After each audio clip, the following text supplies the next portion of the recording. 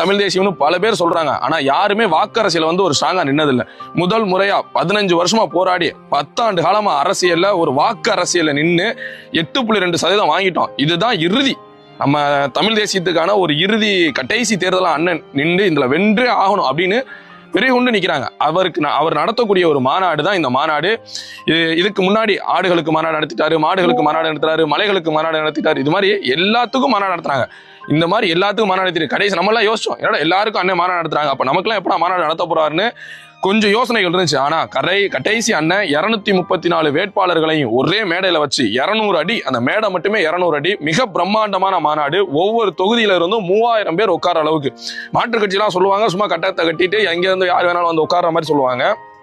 நாம் தமிழர் கட்சி அப்படி ஏமாற்று வேலை செய்யாது. உண்மையிலேயே பல லட்சக்கணக்கான மக்கள் கூடுறதுக்கான மாநாடு. ஒரு தொகுதிக்கு 3000 பேர் உட்கார அளவுக்கு இருக்கை வசதி செஞ்சு மிக பிரம்மாண்டமா அந்த மாநாடு நடத்துறாங்க. அதனால தமிழ்நாட்டில இருந்து எல்லா மக்களும் எல்லாரும் வர்றாங்க. இப்ப உதாரணத்துக்கு நான் இன்னைக்கு இளையன்குடியில் நின்றுகிட்டு இருக்கேன், எனக்கு ஒரு போன் அடிக்கிறாங்க, அடிச்சு சிவகங்கையில இருந்து ஒரு 7 பேர் போகணும், யாரை தொடர்பு கொள்றது அப்படின்னு கேட்கிறேன். இப்ப தன்னெழுச்சி எழும்பிட்டாங்க.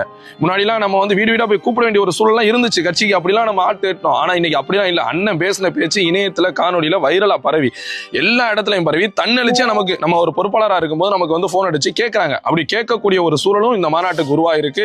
இந்த மாநாடு பல லட்சக்கணக்கான மக்கள் கூடக்கூடிய ஒரு மாநாடு. அண்ணனினுடைய பேச்சு, அந்த அண்ணன் என்ன பேச போறாங்கன்னு ஒவ்வொரு மக்களும் ரொம்ப ஆர்வத்தோடு எதிர்பார்த்து இருக்கிறோம்.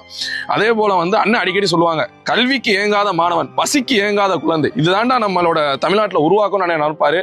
அதை உருவாக்குறதுக்கான 2026 தேர்தல் இந்த மாநாடு அப்படி அமையும். அதற்காக அந்த மாநாட்டில் அண்ணனோட பேச்சை பார்த்துட்டு எல்லாரும் இந்த தடவை அண்ணன் செந்தமிழன் சீமானுக்கு வாக்கு செலுத்த போறாங்க.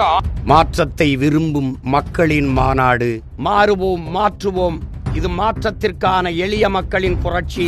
திரள்வோம், திரள்வோம், திருச்சியில் திரள்வோம், தீந்தமிழ் இனத்தீரே.